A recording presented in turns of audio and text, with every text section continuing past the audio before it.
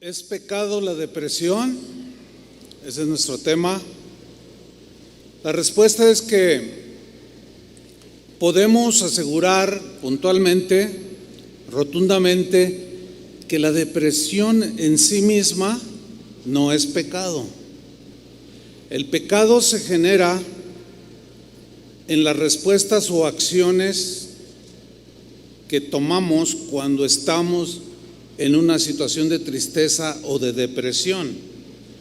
Hay quienes maldicen, hay quienes agreden, hay quienes hacen muchas cosas. Por consiguiente, la depresión en sí misma no es pecado.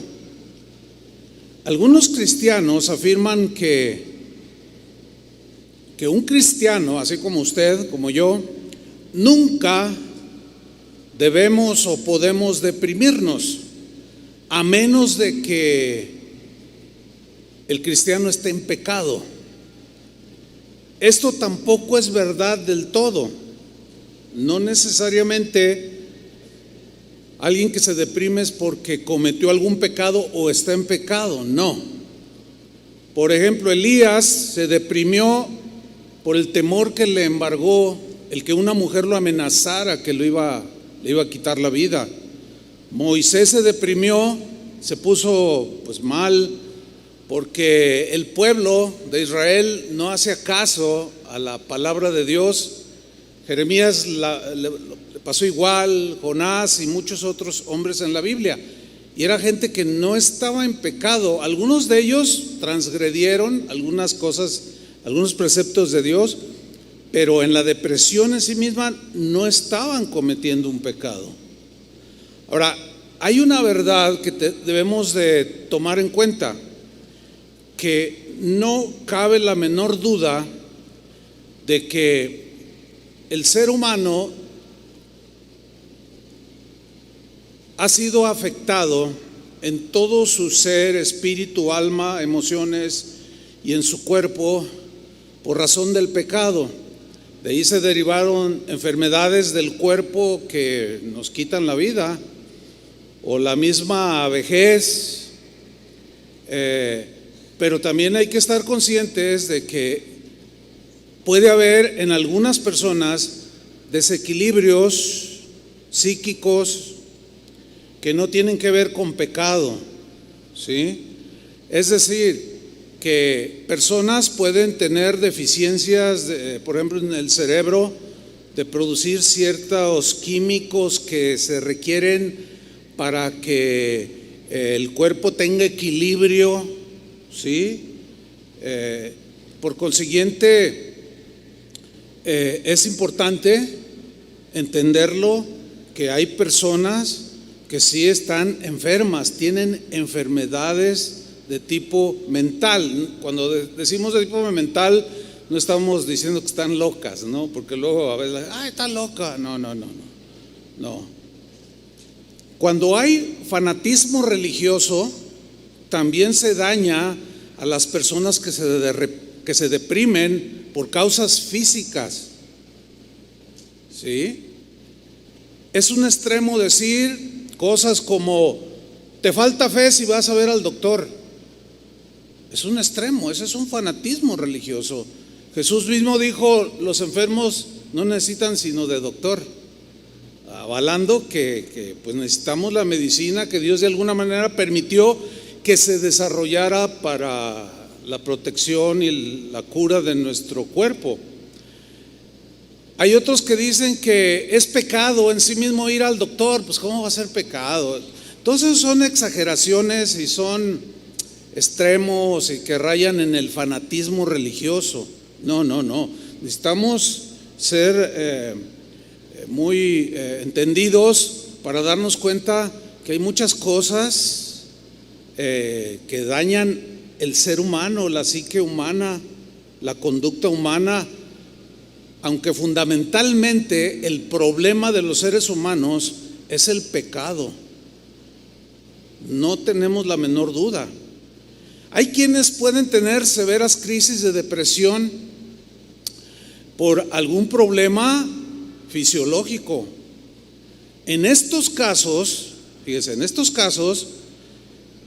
No está peleada la fe cristiana con que una persona o aún un cristiano que tenga este tipo de situaciones médicas, pues acuda a un tratamiento médico profesional, ¿sí? Cuando algún cristiano o alguien cristiano o no cristiano no puede salir de una profunda depresión, hay que considerar la posibilidad de que tenga algún desequilibrio que tiene que ser tratado con los profesionales de la salud. Recuerdo haber tratado el caso de una familia que hablaban conmigo, me expresaban el problema que tenían con uno de sus hijos, un jovencito que pues estaba allí presente cuando me estaban ellos comentando, y el niño así, la carita triste, así cabizbajo, y es que pues él siempre está triste, no tiene amigos, no quiere ir a la escuela. Oigan, ¿y físicamente estás sano? No, pues sí, está sano. Y cuando yo hablaba con el niño, interactuaba y con los papás, sin duda que fue el Espíritu Santo, tuve un impulso del Espíritu Santo, y yo miraba al niño y yo tuve pues esto es espiritual, ¿no? Nosotros los cristianos entendemos cuando decimos, tuve un sentir de parte de Dios, ¿no? Entonces yo le dije, ¿sabe una cosa? Les dije al matrimonio, les voy a pedir un favor, lleven al niño a que le hagan un chequeo médico, que lo revisen. Y no, pero él está bien. No, pero háganlo. Y ellos obedientes lo hicieron. Y al tiempo me comentaron que efectivamente salió a la luz de que él tenía problemas se deprimía el muchachito de una manera inexplicable, porque el matrimonio es sólido, el matrimonio es pues caminan en el Señor, pero el niño entraba en profunda depresión, y descubrieron que algunos químicos que el cerebro genera para su buen equilibrio no los estaba produciendo en las cantidades suficientes, por eso de ahí su depresión. Bueno, el niño fue tratado, el jovencito fue tratado, y hasta donde yo sé, hasta el día de hoy está bien. O sea, elevó sus niveles y está en una buena calidad de vida. Entonces, ¿es pecado la depresión? No es pecado. Sin embargo, es bueno también precisar que sí hay ocasiones en las cuales un cristiano puede entrar en una depresión profunda por haber pecado. Sin duda. Vamos a ver un caso en la Biblia. Hay muchos, pero vamos a ver nada más dos. Uno es el caso del rey David. David era un hombre emocionalmente estable, ¿sí? Pero un día se enroló en un pecado, transgrediendo mandamientos de Dios. Él cometió un grave pecado. Él se vio involucrado en una relación de adulterio, pues con una mujer. No era su esposa, era la esposa de otro hombre, uno de sus soldados. Y en esa relación ilícita quedó embarazada. Y él, confundido, trató de tapar su pecado y mandó traer al soldado, al esposo de la mujer, Betsabé se llamaba. Lo hizo traer del campo de batalla para que estuviera en casa y estuviera con su esposa, y así disimular que el bebé era del marido. Sin embargo, aquel hombre no quiso entrar a su casa. Dijo, no, estamos en batalla, estamos en guerra. Entonces lo que hizo David fue ponerlo al frente de la batalla para que los flecheros, pues, o sea, lo mandó como carne de cañón. De ahí viene la expresión. ¿Ha visto las películas que salen los primeros soldados? Pues esos son los que, carne de cañón, o sea, los primeros que caen. Y lo puso al frente de la batalla y lo mataron, murió en la batalla. Bueno, Todo eso que David hizo ofendió a Dios. Dios no estaba nada contento, porque Dios sabe que cuando cometemos cosas así vamos a sufrir, y Dios no quiere que nosotros suframos. No quiere vernos como nos ponemos cuando pecamos. El asunto que hizo David fue, o el asunto que se le complicó más y que entró en una profunda depresión, fue que él tardó aproximadamente un año en solucionar ese pecado con Dios. Y él trató de esconder ese pecado, soportando el remordimiento de su conciencia, la condenación que su alma, que su espíritu sin duda sentía, la culpabilidad de haber hecho lo que hizo.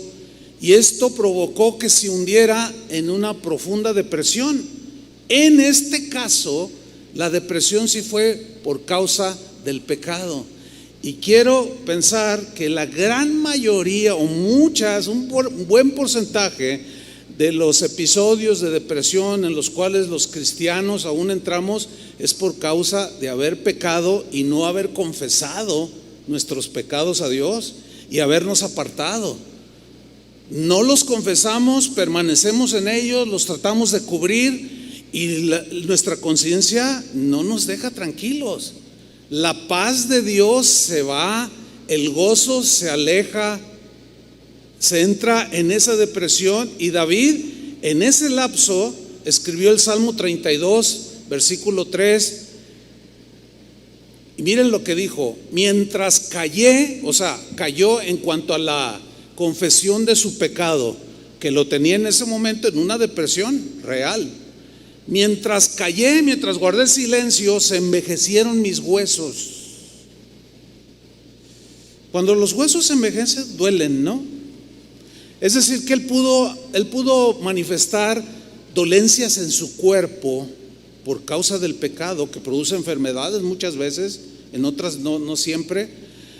Sigue diciendo David: en mi gemir todo el día. Fíjate cómo tuvo episodios en los cuales todo el día estaba en ese dolor, en ese gemir, porque su pecado no le había robado la paz y el gozo de la salvación. Versículo 4: porque de día y de noche, esto habla de algo que era continuo, permanente, se agravó sobre mí tu mano. O eso que en el Nuevo Testamento dice que el Espíritu Santo nos trae convicción de pecado. ¿Sí? Entonces él sentía que esa convicción que el Espíritu Santo le estaba poniendo en su espíritu de su pecado, pues se agravó, pero no lo confesaba y lo trataba de guardar. Y luego añadió al final del versículo 4: se volvió mi verdor en sequedades de verano.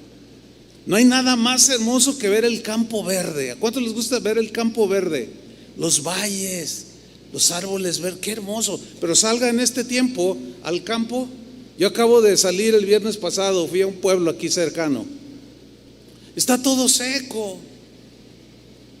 No es muy agradable. Todas las ramas están así, los arbustos, el pasto amarillo. No hay muchas flores en el campo. Y así se vuelve una vida como la de David en este momento, que su verdor que él tenía, su brillantez, como una flor radiante, se había secado por causa del pecado, y esto lo metió en una profunda depresión. Pero un día llegó un profeta de parte de Dios y le dijo: mira, Dios sabe lo que hiciste. Y lo reprendió el profeta, y él se vio descubierto. Y cansado un día ya cansado, no pudo más, deprimido y triste, abatido hasta el suelo, buscó la paz de Dios otra vez en su corazón, buscó la paz de su alma. ¿Cuál era la solución? Confesar su pecado. Y de allí surgió el Salmo 51, que es un salmo. Cuando esté en su casa en una meditación, léalo completo, Salmo 51. Este salmo ha traído tanto verdor a los corazones secos, ha traído tanta esperanza, tanta confianza en Dios, ha devuelto la paz a infinidad de cristianos que por alguna razón se deslizaron, cometieron pecados, tenían la conciencia de pecado, pero no lo confesaban. Pero al encontrarse con este salmo, Dios, por medio del Espíritu Santo, los impulsó a beber de nuevo las aguas que refrescan y que riegan ese campo seco, y le volvió el gozo de su salvación. Vamos a leer algunos versículos del Salmo 51. Él comienza en ese profundo valle de depresión y al fin se decide por confesar su pecado. Y dice: ten piedad de mí, Dios, conforme a tu misericordia, conforme a la multitud de tus piedades, de tus bondades, borra mis rebeliones. He sido rebelde, me he rebelado contra tu palabra, me he rebelado a tu voluntad, y eso me tiene en este hoyo de depresión. Versículo 2: lávame más y más de mi maldad. Fíjese esta palabra, lávame, se entiende, eso es metafórico, es obvio, pero se entiende cuando lavamos la ropa, pues la ropa se limpia, ¿no? Queda limpia, se talla, se limpia y la suciedad se va. Entonces dice David: lávame más y más. La idea es como restregar, límpiame más y más de mi maldad. Reconozco que la maldad me ha envuelto el corazón, mi vida, mis acciones. Y límpiame, le dice, de mi pecado, mi pecado. En el versículo 3, David hace algo muy importante que es preciso que nosotros pongamos atención a lo que hizo David, que estaba reconociendo ese profundo valle de depresión por causa de pecado. Aquí sí. Y dice en el versículo 3, aquí está el punto: porque yo reconozco mis rebeliones. Lean con atención: yo reconozco mis rebeliones. Ya no le puedo echar la culpa a nadie. No debo de echarle la culpa a nadie de mis acciones. Tengo que hacerme responsable de lo que yo hice. Porque vivió casi un año, quizás echándole la culpa a todo mundo por lo que había hecho. Y somos expertos en acusar a los demás y justificarnos, echándole la culpa a otros de lo que nosotros hacemos. Mientras que una persona, sea cristiana o no sea cristiana, pero hablando a los cristianos, no confiese su pecado, no reconozca, como David lo está diciendo aquí: yo reconozco mis rebeliones. Mientras no lo reconozca, va a seguir en ese valle profundo de depresión y va a estar buscando el abrazo de todo mundo y va a seguir igual. Y por más que cante y que diga y que cite versículos y aún diga: ay, este versículo me bendice, pero si no confiesa su pecado, va a seguir igual. Si no confiesas tu pecado y te apartas, vas a seguir igual. Pero malas noticias, puede empeorar. David nada más aguantó un año y no sé cuánto puedas aguantar tú, pero es algo que consume horriblemente los sentimientos de una persona, el alma, el espíritu de una persona, y obviamente se refleja en enfermedades del cuerpo, que vas al médico y te hacen estudios de todos y dicen: no, es que no tiene nada, pero es que son lo que llaman los médicos enfermedades psicosomáticas que se originan acá y que a ti te duele todo, pero médicamente no tienes nada. ¿Sí saben de lo que hablo? Entonces David dice: yo reconozco mis rebeliones. Yo no puedo evadirlo, reconozco. Y luego añade: y mi pecado está siempre delante de ti. Es decir, los pecados que David cometió estaban delante de Dios siempre, mientras no los confesaba. Ahí estaban. Dios miraba su pecado y atrás a David, y el pecado nubla la vista de Dios de verte a ti porque está entre tú y Dios. Y mi pecado estaba delante de ti y me secaba y me secaba y me hundía cada vez más. Sin embargo, reconozco, Señor, reconozco mis rebeliones. Y luego el versículo 4 dice: contra ti solo he pecado.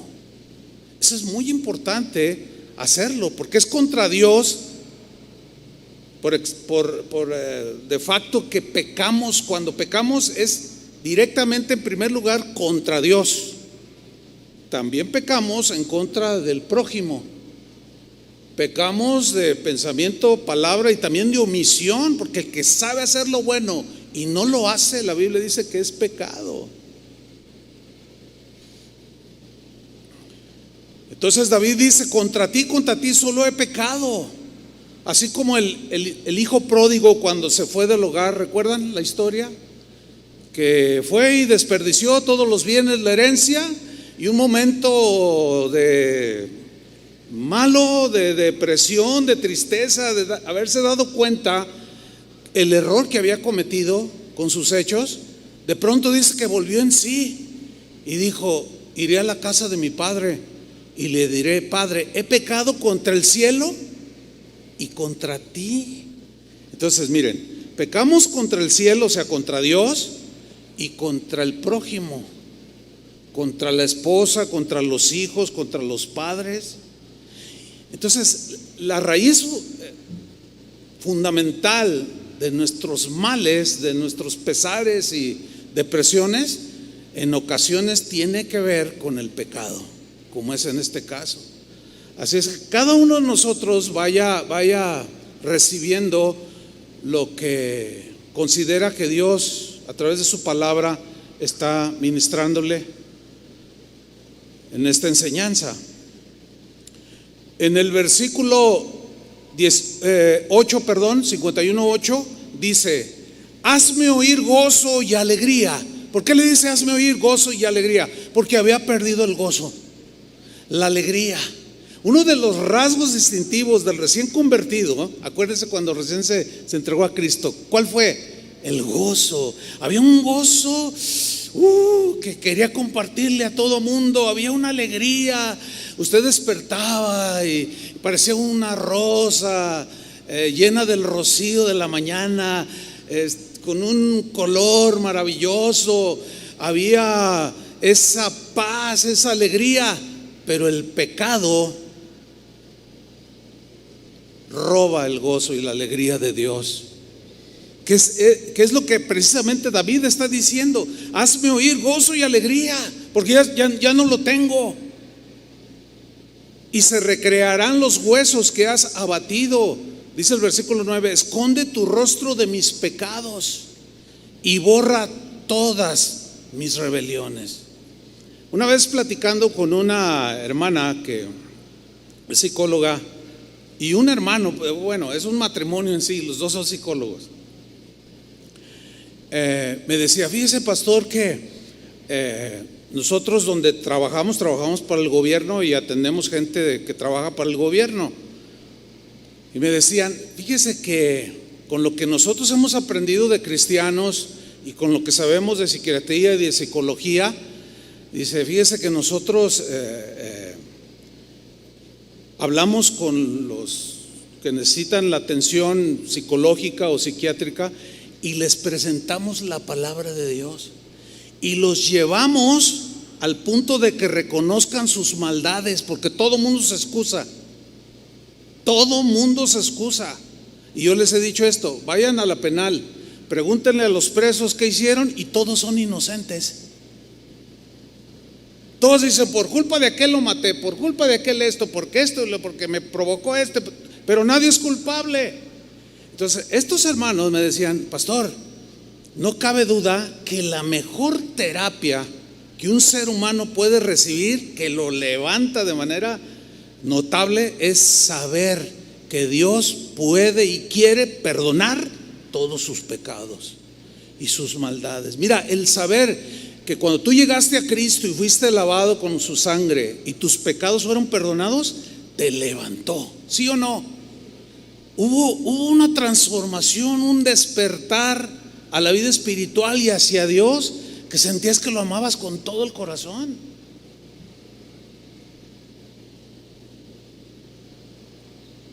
Por eso David, bueno, podemos decir que Jesús, Dios es el psicólogo de los psicólogos, ¿o no? Él nos hizo. ¿Quién mejor que Él sabe cómo funcionamos? Él es el psiquiatra de todos los psiquiatras, es el papá de todos.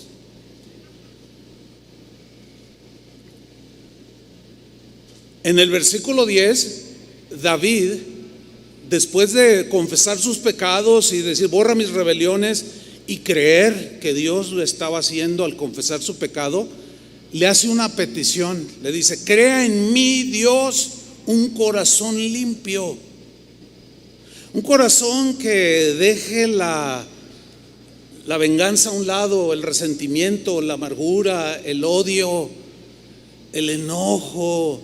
Limpia mi corazón. ¿Recuerdan que Jesús dijo: bienaventurados los limpios de corazón, porque ellos verán a Dios? No solo en aquel día o algún día lo veremos cara a cara, sino lo verán obrar alrededor de sus circunstancias. Lo verán con ojos espirituales, cómo obra a su favor en la vida cotidiana.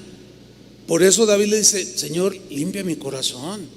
Y esa debe ser una oración continua de nosotros los cristianos. Señor, no quiero sentir esto, limpia mi corazón. Él lo va a hacer.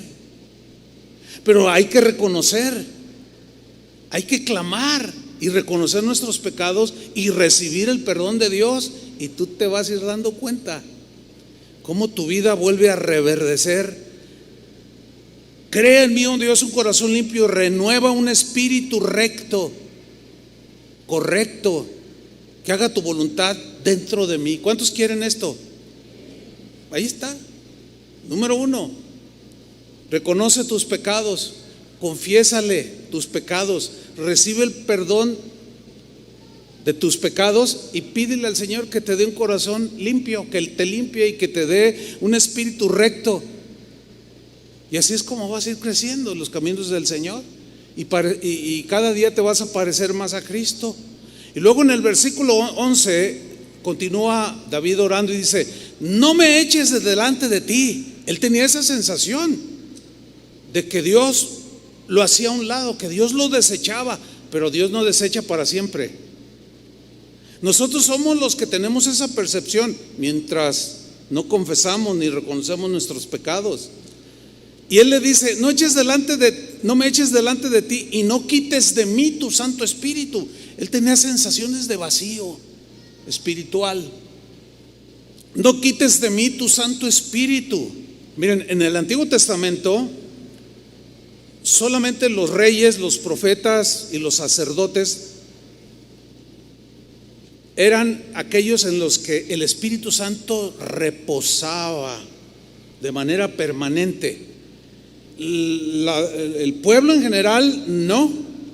Sin embargo, en el Nuevo Testamento el Espíritu Santo viene a nosotros a hacer morada. Jesús dijo: yo me voy a ir, pero les voy a enviar otro consolador. ¿Se acuerdan? El Espíritu Santo, el Espíritu de verdad, el cual vivirá en ustedes y permanecerá en ustedes.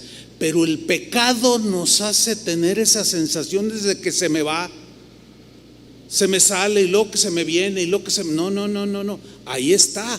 Pablo dijo en una de sus cartas: no entristezcáis al Espíritu Santo, con el cual fuisteis sellado.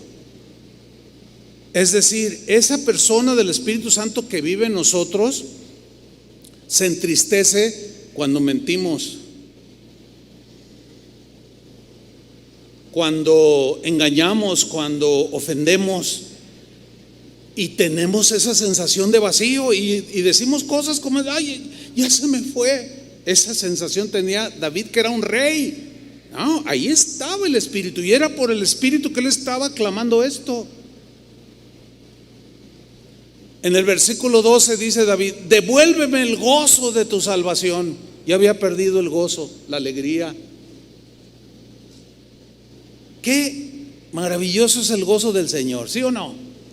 Fíjate, Pablo hablaba mucho del gozo del Señor. Jesús habló de su gozo que iba a permanecer en los que creyeran en él. Pero ese gozo nos es robado cuando el pecado nos atrapa. Y se agudiza la situación cuando no lo confesamos. Y se agudiza más cuando no lo reconocemos. Que ese pecado está delante de Dios y está obstruyendo la relación. Devuélveme, le dijo, el gozo de tu salvación. Hoy soy un hombre triste, soy un hombre apagado, seco, y espíritu noble me sustente. Versículo 13: entonces, y solo entonces, enseñaré a los transgresores tus caminos, y miren el resultado de bendición para otros, y los pecadores se convertirán a ti.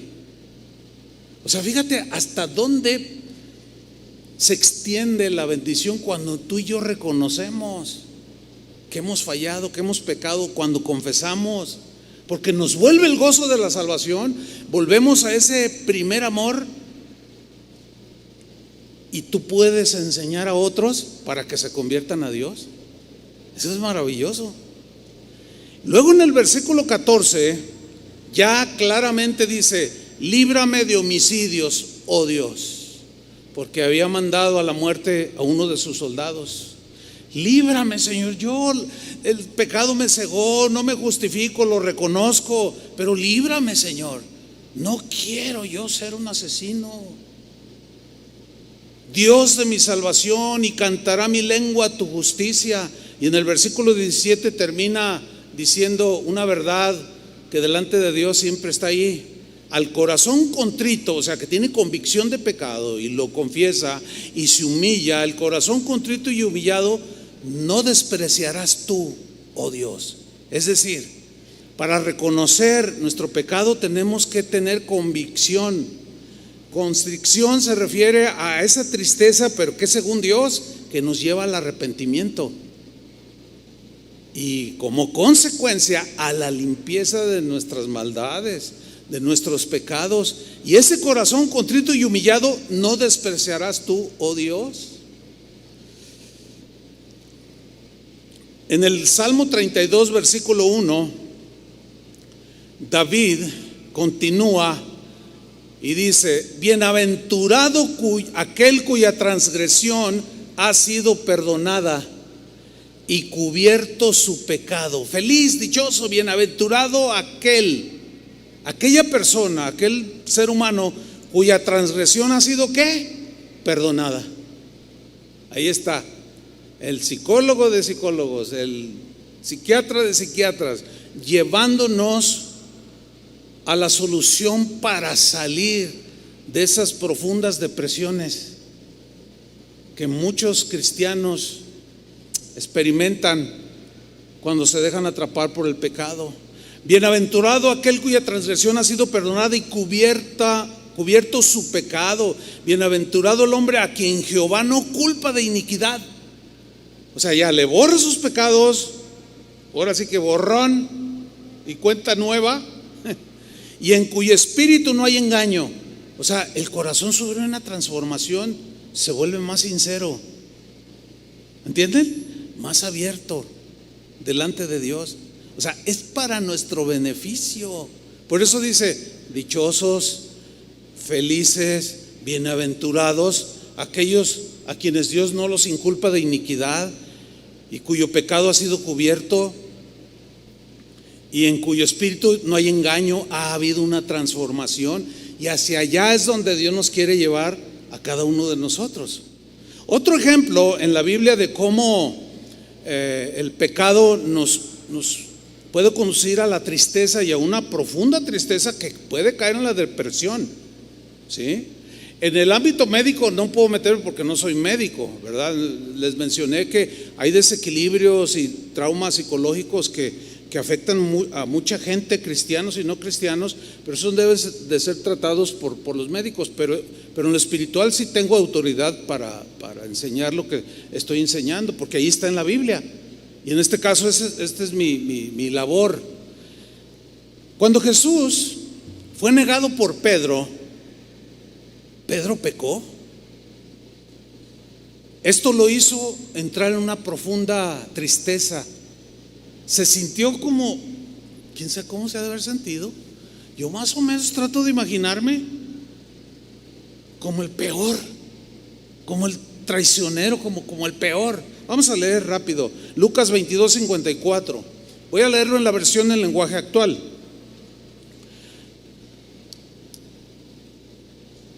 Prenden a Jesús ahí en el huerto de Getsemaní y de ahí partimos la lectura. Los que arrestaron a Jesús lo llevaron al palacio del jefe de los sacerdotes. Acuérdense que cuando lo agarraron todos corrieron, dice en otros de los evangelios. Aquí dice, Pedro lo siguió desde lejos. No se sabe a qué distancia, pero me imagino que más de 50 metros no ha de haber sido. O sea, huyeron, pero él algo le llamaba, algo como queriendo hacer algo. De hecho lo intentó. ¿Se acuerdan que sacó la espada y le cortó la oreja a uno de ellos? Jesús le dijo, no, así no, guarda la espada. Entonces cuando ya lo agarran, todos corren y Pedro lo va siguiendo de lejos. Estaba confundido, estaba impactado. Cosas que nos pueden suceder a nosotros. Dice el versículo 55, allí en medio del patio del palacio habían encendido una fogata y se sentaron alrededor de ella. Pedro también se sentó con ellos. En aquel tiempo solían usar capas y se podían cubrir un poco el rostro y pues, ¿quién es? ¿Quién sabe? Yo me lo imagino así, se cubrió y se sentó con ellos, con los que estaban condenando a Jesús, Versículo 56, en eso una sirvienta vio a Pedro sentado junto al fuego, como que las llamas iluminaron su rostro y lo reconoció. Y mirándolo fijamente dijo, este también andaba con Jesús, este es uno de ellos, yo lo vi. Versículo 57, Pedro lo negó y dijo, mujer, yo ni siquiera lo conozco. Miren, cualquiera de nosotros, en un momento de presión, en un momento como el de Pedro, de confusión, podemos pecar, podemos fallar. El problema no es fallar, sino cómo enfrentas el error de haber fallado. Porque somos seres humanos propensos a fallar.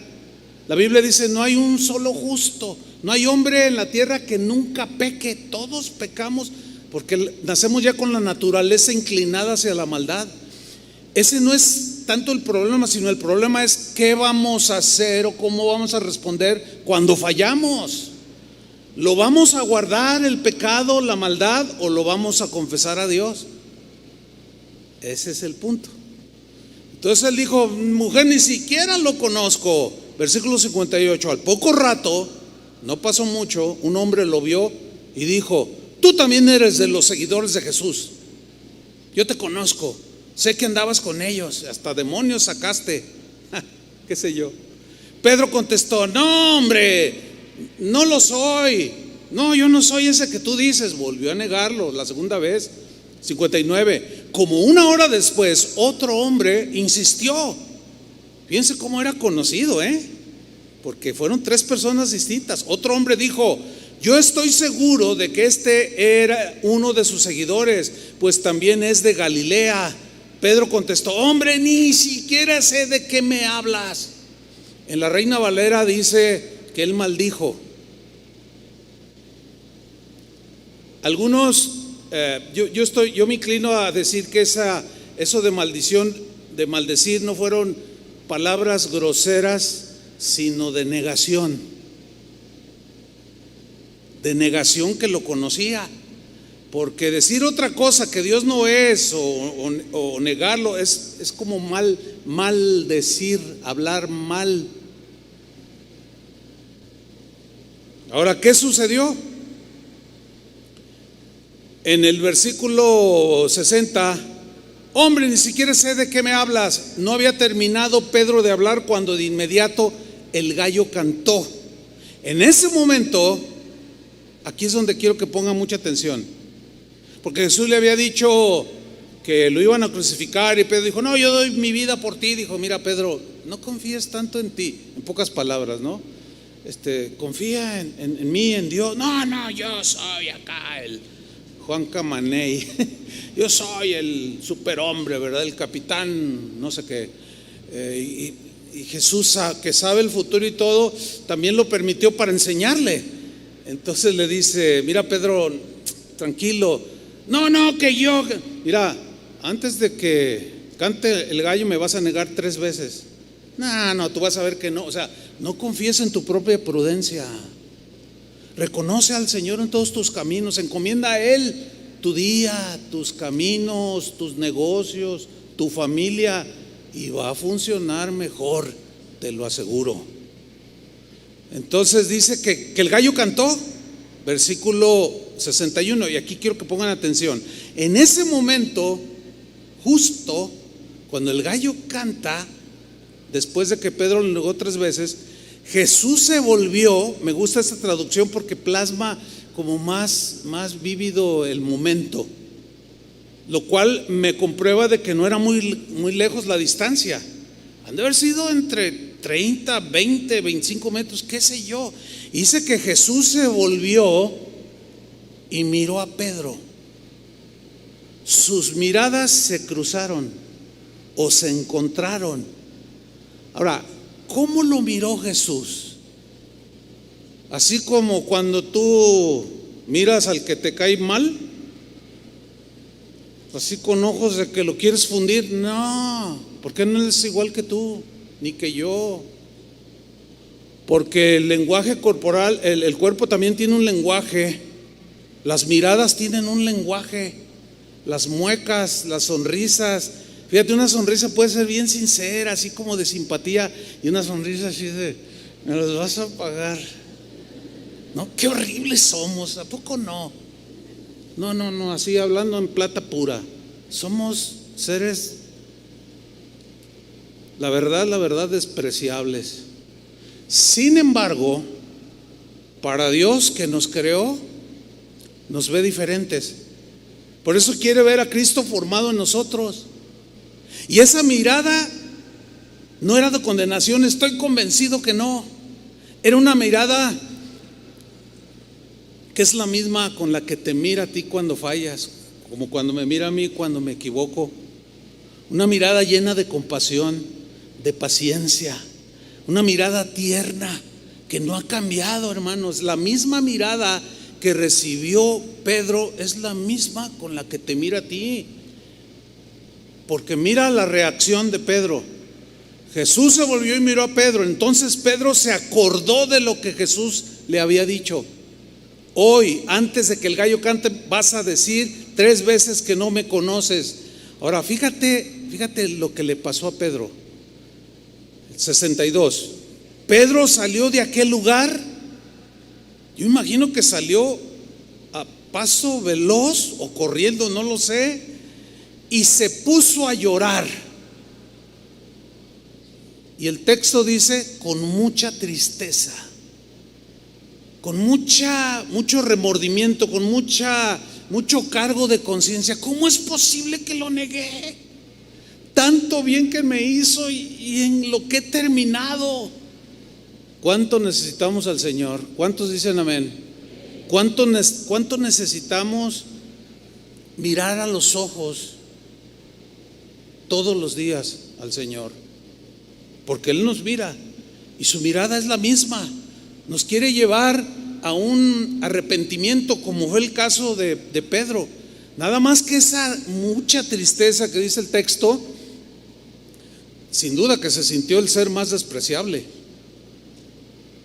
con una convicción de haberle fallado al Señor, con un cargo de conciencia espantoso. Sin embargo, no lo hundió en la depresión, sino que fue precisamente esa mirada que le trajo convicción de su error garrafal, que al arrepentirse lo levantó. De allí que David dijo: bienaventurado aquel cuya transgresión, aquel al cual Dios no inculpa de iniquidad, aquel que le son borrados sus pecados, porque es cuando Dios nos levanta.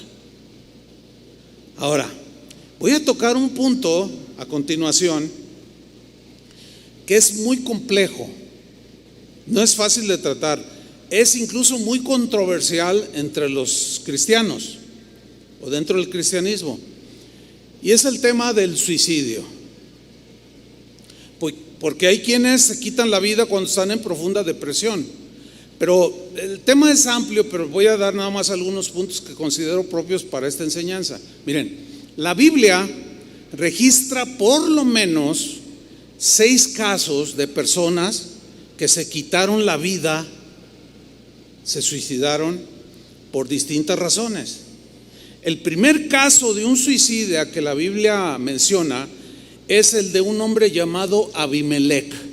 ¿Quién era este hombre? Bueno, no vamos a leer todo, nada más un texto, pero en el libro de los Jueces, ahí se ve que Abimelec era un hombre malo, era un hombre sanguinario, era un asesino que no le importaba despojar ni quitarle la vida a quien sea. Era desalmado, un hombre malo, para que usted entienda. Hubo un momento en que pues había guerra. Siempre en esos tiempos bíblicos había mucha guerra con las tribus aledañas, y aunque este hombre Abimelec pertenecía al pueblo de Dios, era un hombre sanguinario. Y en una de esas guerras, dice el libro de los Jueces que una mujer X, no dice el nombre, agarró una piedra, no sé, para defenderse allí y la lanzó. ¿Y qué creen? Que le da en la cabeza a este hombre llamado Abimelec. Le fracturó el cráneo. ¡Pum! Cayó, ¡paz! El golpazo, y medio que perdió el conocimiento. Pero miren lo que sucedió. Jueces 9:54. Cuando le cae la piedra, le fractura el cráneo porque cayó, estaba mal. Dice, rápidamente, dice aquí el texto, llamó a Abimelec a su ayudante de armas y le dijo: saca tu espada y mátame. Si nos quedamos ahí, la lectura, si nos quedamos hasta ahí en ese punto, la idea no es transmitida como debiera, porque hay una razón que la analizamos y dices: ay, no inventes. Le dice a su escudero: saca tu espada y mátame, traspásame. Y luego añade: no quiero que se diga que una mujer me mató. Qué vergonzoso que un hombre como yo, un macho mexicano, en la guerra una señora agarra una piedrita y me la lanza y me tumbó, y aquí estoy, ya no puedo levantarme, estoy mal. Bueno, se asume que le fracturó el cráneo. Si una piedrita así chiquita te puede causar mucho daño, imagínate, se entiende que era una piedra de buen tamaño. Y dice: no quiero ser avergonzado y que digan: Abimelec lo mató una señora. O sea, el tipo le daba, fíjate el orgullo que se cargaba este asesino. No pudo ser de hombre a hombre, fue una señora que aventó una piedrita y me cayó a mí. Y no puedo permitir semejante vergüenza. Fíjate nada más que tontera de razonamiento, qué manera tan torpe de razonar para no ser avergonzado. Hay mucha gente que llega a esos extremos. Es que me da vergüenza esto, es que ya no puedo, ay, es que lo que me hicieron, es que ya mira cómo vivo, ya para qué vivo, y se quitan la vida. Increíble, ¿no? Ahí está un ejemplo. Entonces su ayudante, ¿qué hizo? Le clavó la espada y Abimelec murió. El segundo caso es de un hombre más conocido, era el rey Saúl. Sabemos que era un hombre celoso, era un hombre envidioso, era un hombre, y era del pueblo de Dios, pero no trataba sus asuntos delante de Dios y los guardaba. Ese es el punto. Él odiaba a David, le tenía muchos celos, era un hombre ególatra, era un hombre soberbio. Un día hubo una batalla con los filisteos y matan a 3 de sus hijos. Entre esos estaba Jonatán, el más destacado, uno de los personajes más destacados de la Biblia, porque se ve que era un hombre pues íntegro, derecho, y en esa batalla mueren sus 3 hijos. En esa misma batalla él resulta herido. Se entiende que al grado de ya no poder combatir. Y al verse en esa condición, miren lo que hizo. 1 de Samuel 31:4 en la versión en lenguaje actual. Entonces Saúl le dijo a su escudero: saca tu espada y mátame, le dijo. Hazlo antes de que vengan estos extranjeros idólatras. Yo no voy a permitir que un idólatra me tome mi vida. ¿Qué es eso? Fíjate nada más las condiciones. Hay gente así. Prefiero quitarme la vida. Qué irracional. Estos no estaban desquiciados mentales, ni tenían defectos ni problemas psíquicos en sí. Eran cosas de pecado, eran gente mala, sanguinaria, que no confesaba a Dios sus pecados. Y ese es el punto con nosotros, hermanos, que sí hay un peligro de que termines mal si no confiesas tus pecados y Dios te devuelve el verdor de un árbol que da su fruto en su tiempo. Sigo leyendo. Hazlo antes que vengan estos extranjeros idólatras, de lo contrario se burlarán de mí. Ahí está. Ay, no, yo no quiero que se burlen de mí. Y me rematarán. Pero miren la reacción. Pero su escudero tenía tanto miedo que no se atrevió a matarlo. Entonces, ¿qué sucedió? Saúl tomó su espada, la cacha de la espada, la apoyó en el suelo y se echó sobre la espada. Qué forma de morir. Se quitó él mismo la vida. Sí. Bueno, no se imaginen, está muy desagradable la escena. Pero apoya la espada y se lanza y es traspasado. Y ahí queda el rey Saúl. Qué manera tan impresionante y tan más triste de acabar los días, ¿no creen? Todo porque puro orgullo.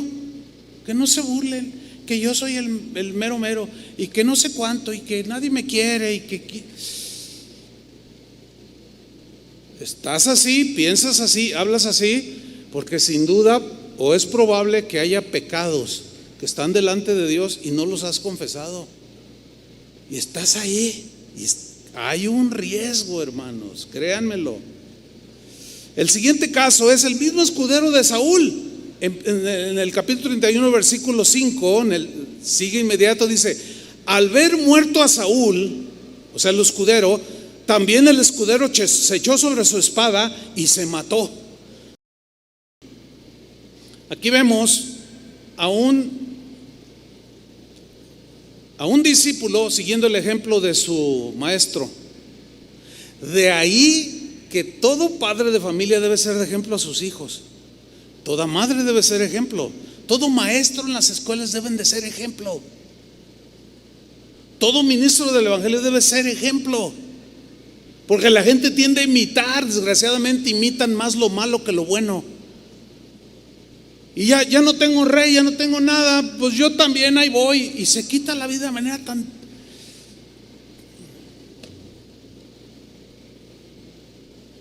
tan terrible. ¿Qué forma de terminar la vida? Otro caso es el de un hombre llamado Aitofel. ¿Quién era este hombre? Miren, David tenía varios hijos. Uno de ellos se llamaba Absalón, ¿se acuerdan? Bueno, este Absalón no salió con el corazón noble como el de David. Este era rebelde. Dice la Biblia que hay una versión que dice que era guapísimo. O sea, era un hombre muy, muy atractivo.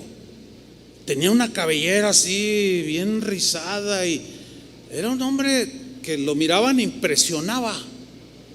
Y luego hay mujeres que se dejan impresionar así muy frívolamente.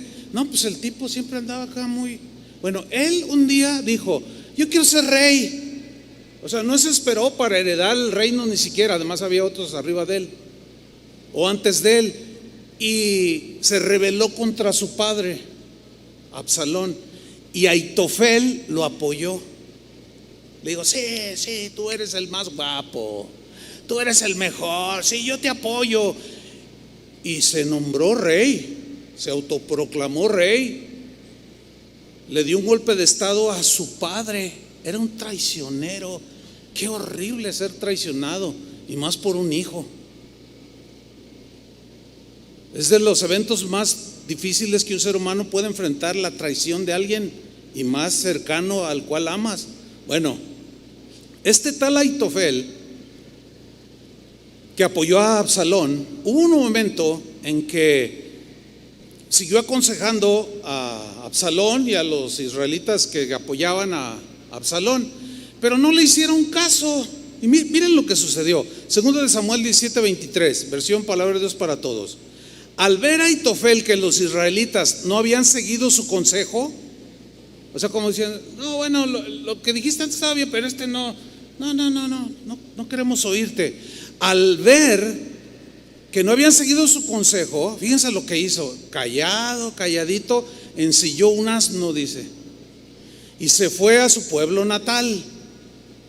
Fíjense su proceder, pongan atención. Después de dejar en orden todos sus asuntos, pagó la luz, el teléfono, dejó su testamento, arregló todos sus asuntos bien. Después de dejar en orden sus asuntos familiares, se ahorcó. Pero ¿cuál fue la razón? Porque ya no sirvo para nada, ya nadie me hace caso. ¿Para qué estoy en este mundo? Mucha gente piensa así. Eso no es más que un orgullo que te puede destruir. Fue y se ahorcó y fue sepultado en la tumba de su padre. ¿Notan las maneras de morir tan tristes? Bueno, está el caso de otro hombre llamado Zimri. ¿Quién era Zimri? Era un comandante del ejército de Israel. Él, para llegar a sentarse en el trono de Israel, asesinó al rey que estaba en ese momento. Se llamaba Ela, así se llamaba él. Pero obviamente se hizo toda una revuelta. Defendieron pues ese reinado. Se vio acorralado por los que estaban del lado del rey que él había asesinado. Era un asesino. Miren lo que hizo. Primera de Reyes 16:18. Al ver Zimri tomada la ciudad, se metió en el palacio de la casa real, se encerró y prendió fuego a la casa consigo dentro. Qué horrible, hermano. ¿Te puedes imaginar? Selló las ventanas, las puertas, luego prendió fuego para morir quemado. O sea, ¿por qué llegan a ese grado? Era un asesino. Nunca, y era del pueblo de Dios, decía que era del pueblo de Dios, pero asesinó, despojó, todo a mansalva. Nunca confesó, nunca reconoció. Era un hombre vacío, seco. Y cuando vio sus aspiraciones truncadas, se quemó él mismo. Qué horrible, hermanos. Ahora quiero que vean el versículo 19. Así murió este hombre por los pecados que había cometido. ¿A dónde lo llevaron sus pecados no confesados?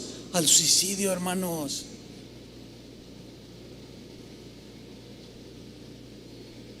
Al suicidio, y de una manera espantosa, haciendo lo malo ante los ojos de Jehová y andando en los caminos de Jeroboam y en el pecado que éste cometió al hacer pecar a Israel.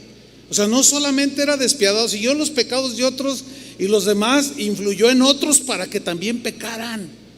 Con razón Jesús dijo: hay de aquel que haga tropezar a uno de los que me siguen, más le vale que se amarre una piedra de molino que pesaba más de 500 kilos y se tire al mar que hacer tropezar a uno de estos pequeños que me siguen.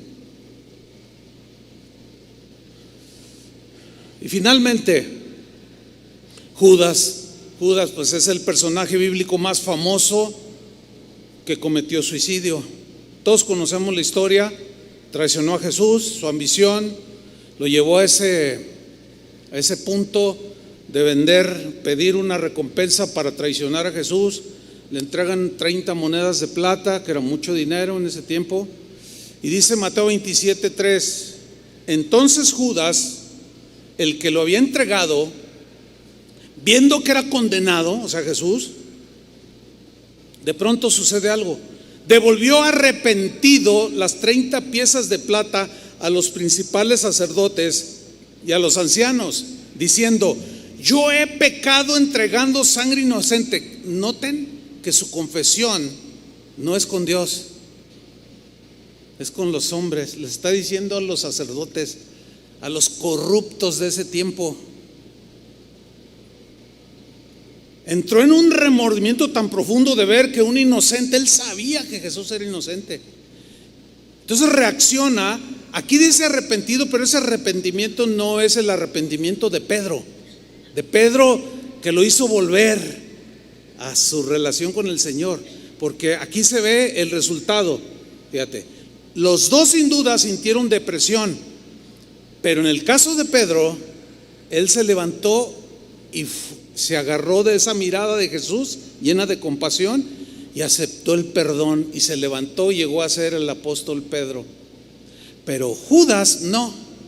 Judas, dice el versículo 4, diciendo: yo he pecado entregando sangre inocente. Pero ellos le dijeron: ¿qué nos importa a nosotros? Allá tú. Entonces, arrojando las piezas de plata en el templo, salió y fue y se ahorcó. En estos casos de suicidio en la Biblia, quiero hacer algo puntual. Necesitamos notar con claridad que estos 6 casos de suicidio en la Biblia todos eran hombres sanguinarios que pertenecían al pueblo de Dios. Eran hombres traicioneros, eran ambiciosos, eran codiciosos, eran perversos, eran asesinos, eran pecadores empedernidos sin temor de Dios. Esto es importante subrayarlo, porque quienes cometieron suicidio en la Biblia, estos rasgos eran muy notorios, nunca confesaban y terminaron quitándose la vida ellos solos. Esto es importante mencionarlo. ¿Por qué? Les voy a decir por qué. Porque en estos últimos tiempos, ya hablando aquí con nosotros, aquí en el siglo XXI, últimamente, de 5 años para acá, ha cobrado auge una enseñanza dentro del cristianismo y que las redes sociales se han encargado de difundir. Ha surgido una enseñanza que es sumamente peligrosa. Algunos maestros cristianos están diciendo cosas perversas respecto a qué sucede con un cristiano que se suicida. Hace 5 o 6 años aproximadamente atrás, hubo un evento donde había varios miles de personas, había varios predicadores. Hubo una sesión, como una mesa redonda, donde los presentes hacían preguntas a los pastores, los maestros de la Biblia. Entonces, uno de los asistentes le hizo una pregunta a un pastor que pues es reconocido y lo tienen en alta estima, y le preguntaron la siguiente pregunta: ¿qué pasa con un cristiano que se suicida? Y este pastor, sin medir consecuencias de la diversa audiencia que tenía allí, contestó sin miramiento alguno lo siguiente. Dijo: se va derecho al cielo. gente que estaba allí presencial en esa conferencia. Había buena cantidad de pastores y miembros de las iglesias en general. Se levantaron en señal de desaprobación de tal afirmación tan absurda, tan falta de sabiduría, soltarla sin no pasa nada. Nuestra salvación en Jesús está segura. Hagas lo que hagas, te pegas, te suicidas, te vas derechito al cielo. Muchos de ellos se levantaron y se salieron. Ahora, yo en lo personal, yo quiero decirles esto a ustedes en esta mañana. Es muy importante. Yo quiero resaltar lo siguiente. Escuchen, ninguno de los hombres de Dios que vemos en la Biblia que se deprimieron profundamente, aún algunos de ellos desearon morir en ese momento. Algunos también le pidieron a Dios: quítanos la vida, Señor. ¿Se acuerdan? Ya vimos algunos, como Elías, Jonás, etcétera. Sin embargo, ninguno de esos hombres de Dios jamás de los jamases intentaron siquiera ni insinuaron nada acerca de quitarse la vida por su propia mano. Pero aquellos que no confesaron sus pecados, como los ya mencionados, asesinos, perversos, mentirosos, traidores, esos tomaron su vida en sus manos. Entonces, ¿cómo se puede decir a una audiencia que quién sabe cómo andan con el Señor? Decir, no, pues ¿sabes qué? ¿Te sientes mal? ¿Y qué pasa si me suicido? Pues no te pasa nada, te vas derechito con el Señor. Wow. Yo estoy convencido, porque pues no lo veo en la Biblia, que ni Job, un hombre que verdaderamente padeció. Yo creo que ninguno de nosotros se puede igualar a Job en su sufrimiento, que lo metió en sí dijo cosas, pero nunca intentó quitarse la vida. Tampoco Moisés, este pueblo ya, Señor, mejor, a ver, pásame la espada, Aarón. No, ni por aquí, ni Elías, ni Jonás, tampoco David, ni Pedro. Ninguno de estos hombres hicieron un intento así, ni siquiera insinuaron. Miren, hermanos, escúchenme bien, cristianos. Yo prefiero equivocarme 1,000,000 de veces y decirles: ¿saben una cosa?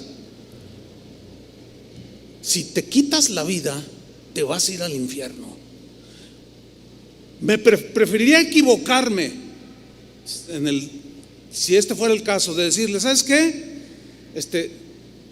Si te quitas la vida y tomas tu vida en tus manos, te vas a ir al infierno, que decir: no, pues no pasa nada y te vas al cielo. Prefiero 1,000,000 de veces equivocarme. Porque si alguien, o eventualmente, porque esto es controversial, yo lo sé y no tengo tiempo para hablar un poco más de esto, quizá en otra ocasión, porque es probable que algunos, al escuchar una aseveración así, y no es probable, así ha sucedido, hermanos. Yo he conocido casos de primera mano, de gente que estaba en depresión, oyeron lo que dijo este pastor famoso y se quitaron la vida.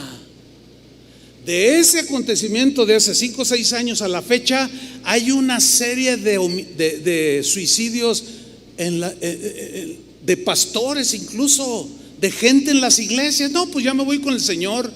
¿Para qué estoy aquí si la vida? Mira nomás cómo está la pandemia, y luego esto y luego lo otro, no tengo trabajo. Mejor, Señor, ya me voy contigo. ¿Saben una cosa, cristianos? Los únicos que tomaron su vida eran hombres que nunca confesaron sus pecados. De ahí la importancia de que los reconozcas. ¿Me explico? Espero haberme explicado. De que los confieses, porque te puede arrastrar. Bueno, yo sé que hay una pregunta que es legítima. La pregunta es esta: ¿y qué con un cristiano que sí tiene perturbación mental? O sea, sí tiene desajustes psicológicos, enfermedad natural, y esto lo mete en una profunda depresión y no está en sus 5 sentidos. ¿Y qué pasa con alguien así que finalmente en un arrebato o en un momento terrible se quita la vida. ¿Saben cuál es mi respuesta? Mi respuesta es la siguiente: ese es un terreno que no me compete a mí. Yo no puedo invadir ese terreno que solamente a Dios le compete, por obvias razones. Pues yo, ¿cómo voy a decir si se va al cielo o se va al infierno a alguien que no está en sus facultades? ¿Me estoy explicando? Estoy hablando a ustedes que no se ven mal, pero que quizás siguen con sus cosas no confesadas. Ese es el riesgo que se corre.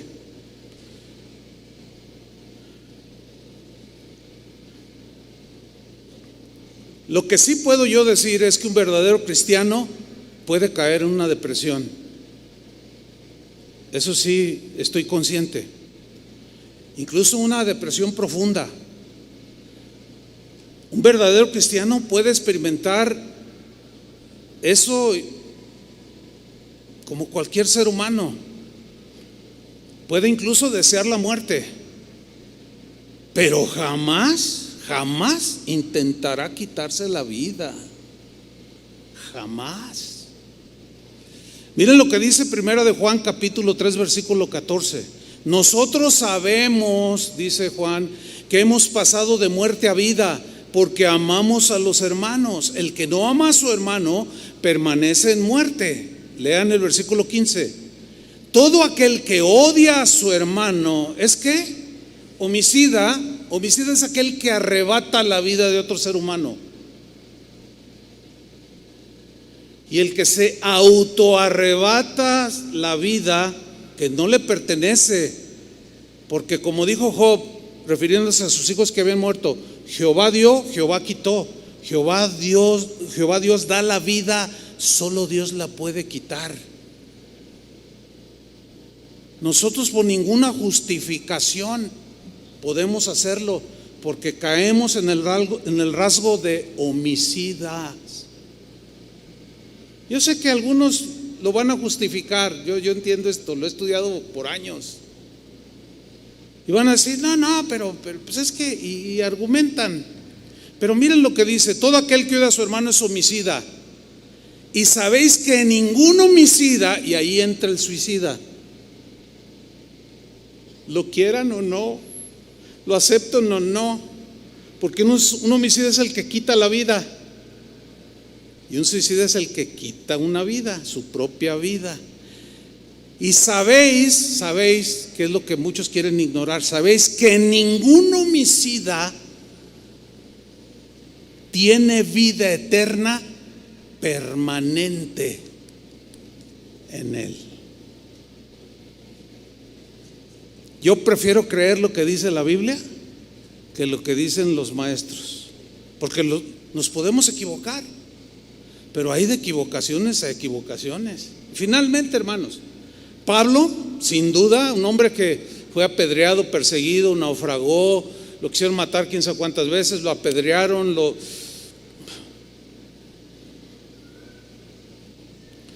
Pablo fue un hombre que sin duda tenía suficientes razones para en algún momento terminar con su vida, porque muchos lo han hecho. Sin embargo, no lo hizo. Pero ¿por qué Elías no se quitó la vida? ¿Pero por qué Job no se quitó la vida? ¿Y por qué Abraham, cuando iba a ver que sacrificar a su hijo, pues mejor me mato yo? ¿Por qué no? Ningún hombre ni mujer como los que menciona la Biblia, ni siquiera insinuaron, ni intentaron siquiera quitarse la vida. ¿Y por qué esos otros 6 sí? ¿Y por qué Pablo no? Teniendo razones suficientes. Por muchísimo menos, mucha gente se quita la vida de lo que el apóstol Pablo vivió. Es más, Pablo ni siquiera avaló un eventual suicidio de un cristiano, mucho menos insinuó la opción para un cristiano de salir por la puerta falsa del suicidio, y mucho menos asegurar o enseñar que el que se quita la vida se va al cielo. Para nada. Termino leyendo 2 de Corintios 4:7. Y dice así: cuando Dios nos dio la buena noticia, o sea, el Evangelio, puso, por así decirlo, un tesoro en una frágil vasija de barro. O sea, él decía: yo soy como una vasija, y lo que depositó, eso es lo valioso, el Evangelio. Ahora, ¿en qué consiste el Evangelio? ¿En un Evangelio con la opción de muerte o de vida? Pregunto. Pues de vida. Bueno, continúo. Así, cuando anunciamos la buena noticia, la gente sabe que el poder de ese mensaje viene de Dios. El mensaje de Dios es tan poderoso que puede sacar a la persona más deprimida del hoyo más profundo, como a Job, como a Elías, como a Jonás, como a Pablo, como a Pedro. Ese mensaje es poderoso. No creo que haya opción de que ese mensaje se haya rebajado su poder para tener la opción: pues me encierro en mi cuarto, prendo fuego, agarro un cuchillo y me tiro sobre él, agarro una pistola y me tiro un balazo. Pero para nada, ¿en qué mente cristiana cabe eso, hermanos? Bueno, al menos Casa de Oración reprueba esa enseñanza. No coincidimos con ella, porque lo que me dice la Biblia es otra cosa, y Pablo lo está diciendo. La buena noticia, el poder, tiene un poder, es el mensaje de Dios, no es de nosotros, que somos tan frágiles como el barro, pero el mensaje tiene poder. Dice el versículo 8: por eso, aunque pasamos por muchas dificultades, no nos desanimamos. O sea, en otra parte dice que sí se entristecía, pero no al grado de decir: ya, Timoteo, traspásame con la espada. No inventen. ¿De dónde? Entonces dice: sí, tenemos muchas dificultades, pero no nos desanimamos al grado de ya no tengo esperanza. No, tenemos preocupaciones, sí, tenemos preocupaciones, pero no perdemos la calma. La gente nos persigue, y cómo sufrieron la persecución, pero Dios no nos abandona. Nos hacen caer, pero no nos destruyen. A donde quiera que vamos, todos pueden ver que sufrimos lo mismo que Cristo, y que por obedecerlo estamos siempre en peligro de muerte. Qué vida tan difícil, hermanos. Pero también pueden ver por medio de nosotros que Jesús tiene poder para dar vida. Él dijo: las palabras que yo les he hablado son espíritu y son vida. Jamás puede producir en la vida de un creyente o de un cristiano, el quitarse la vida. Y si alguien lo logra, es porque era como un Zimri, como un Aitofel, como un Saúl, como un Judas, que traicionaron, mintieron, asesinaron, pero nunca confesaron sus pecados y nunca salieron de ese hoyo de la depresión y decidieron terminar con su vida. No, hermanos, eso no es para nosotros. Reprobamos ese mensaje. Creemos que el Evangelio es vida, da vida. ¿Quién no ha tenido esos tiempos difíciles? Todos. Pero ¿cuántas veces el Señor nos ha levantado con su palabra? A ver, digan amén o no digan. Yo he tenido momentos difíciles, pero jamás por acá, no, encuentro mucha palabra de Dios que me levanta, que me da ánimos para continuar. Y cuando leo la promesa de Apocalipsis, allá en el cielo no habrá más llanto, ni más tristeza, ni más dolor, y se acabó. Pero aguanten, cristianos, como verdaderos cristianos, porque el que decide quitarse la vida y lo logra fue un apóstata, porque negó el poder de Dios, negó el poder del Evangelio y negó que Dios es fiel para perdonar sus pecados, y decidió tomar justicia por su propia mano, pero el fin es de perdición eterna. Había que decirlo y se dijo, como dicen por ahí. ¿Cuántos creen que el Evangelio es el poder de Dios para salvación? Denle un aplauso al Señor. Gracias, Señor.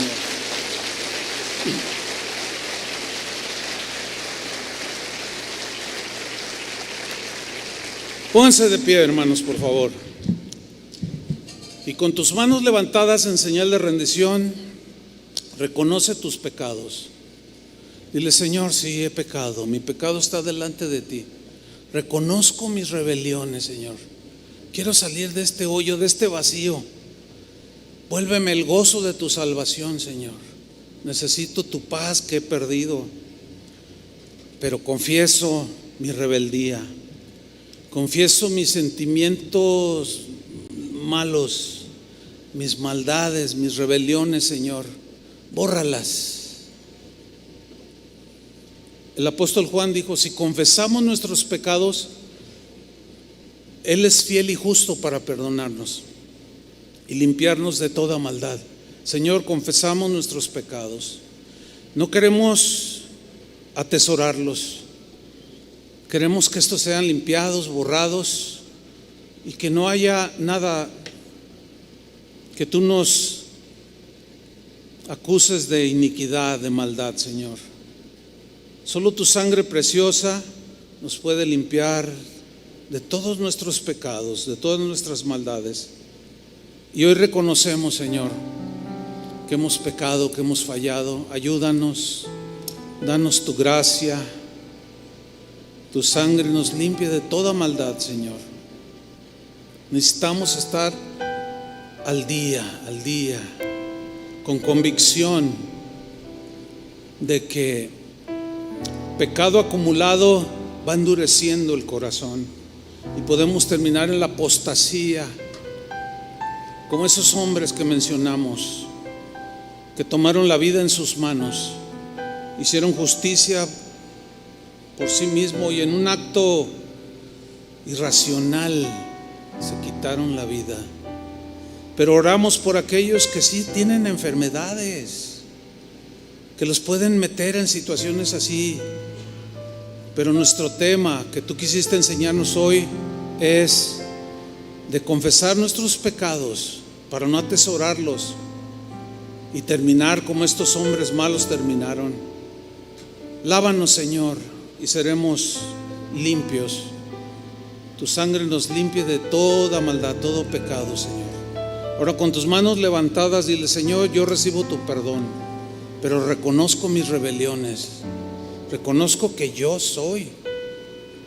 Y así como David, que trató de esconder su pecado, finalmente lo confesó y quedó registrado en la historia, a pesar de los feos pecados que cometió, como un hombre conforme al corazón de Dios. Porque terminó, en medio de esos tiempos difíciles, terminó limpio, rescatado de su vida pecaminosa. Señor, derrama tu gracia. Hay algunos hermanos que están deprimidos por pecado, otros por otras razones, pero en el caso de hoy, por el tema, si hay algunos deprimidos, que confiesen sus pecados, Señor. Una vez confesados, son limpiados por tu sangre preciosa. Dile: Señor, dame tu gracia, sosténme con tu gracia, ayúdame para apartarme de todo eso feo que no te agrada y que me hunde a mí en depresión. Adoremos al Señor un momento.